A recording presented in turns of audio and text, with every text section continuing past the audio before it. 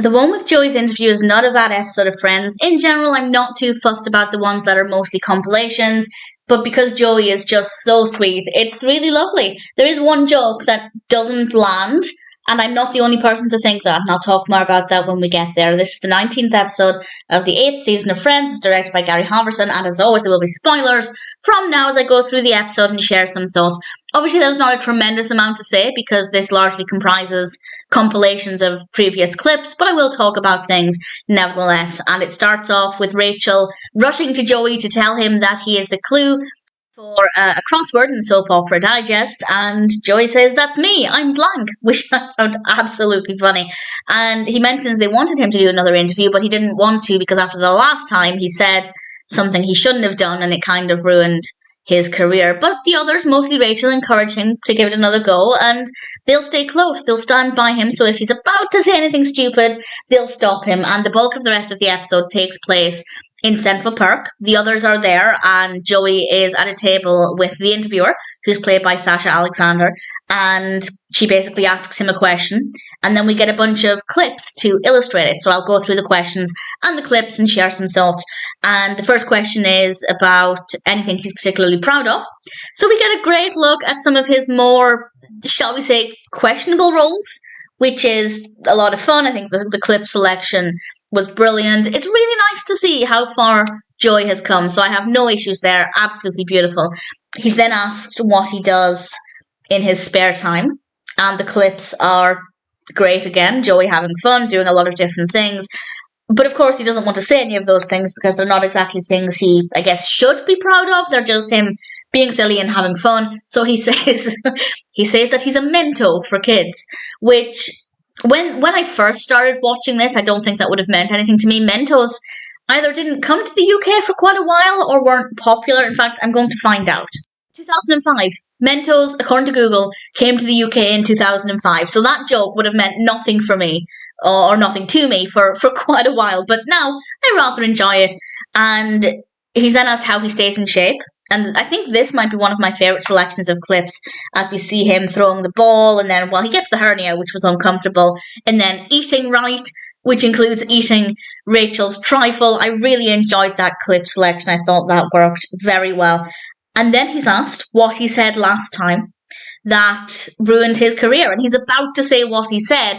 And of course, I'm not saying she'd do this, but because the words are coming out of his mouth again, the journalist could technically quote him directly, which again could affect his career. Maybe she wouldn't say that because that would again harm his career, but it would sell more copies, so who knows. But the others rush to the table and stop him from saying anything, and Rachel tries to give a quote about how Joey's touched or enriched the days of their lives, and then Phoebe says that she doesn't expect somebody so hot to be so sweet, which really pleased Joey. He gave this delightful facial expression, and then we get a really brilliant Friends moment where the interviewer asks Phoebe how she spells Phoebe, and we get the spelling of P as in Phoebe, H as in Hebe, O as in Obi, E as in Eb, B as in BB, and E as in Elevate, which I rather enjoyed quite a lot. So the very iconic Friends moment was born in this episode. And then Joey's asked who would be considered his best friend. And we get a bunch of clips of him spending time with people. And my first thought was, what clip are they going to use for Monica? As we don't have that many, out of all of the others, that many Monica and Joey clips. And I have to say that the clip they chose was actually really great. The clip they chose was when Joey admitted that he'd pee on Monica because of the jellyfish sting. He would do that for his friend. And I thought that was really sweet. And then we get the bit where I don't think the joke landed because the interviewer comments that he has a huge gay fan base. And Joey said he doesn't even know any huge gay people. To which Chandler replies, "It hurts me." And I kind of thought, what? And I Googled it, and I'm not the only person to question it. The general consensus is that Chandler was just saying, his stupidity really hurts me. But it was a really odd moment to say that. It seemed like they were trying to imply something. It's very rare that a joke in Friends doesn't work. But that joke, in my opinion, doesn't work.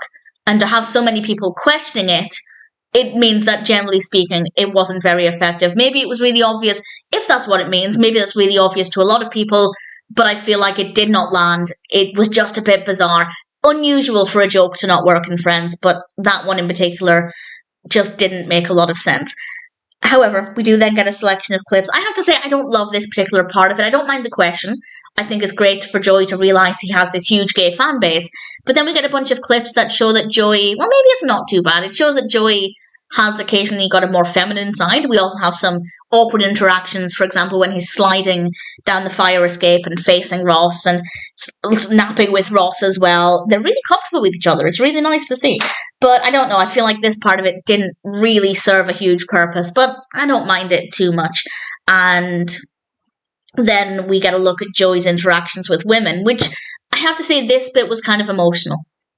Because we see him dating various women, hitting on various women, and it says a lot that he's maybe the most unlucky in love, considering Chandler was incredibly awkward around women.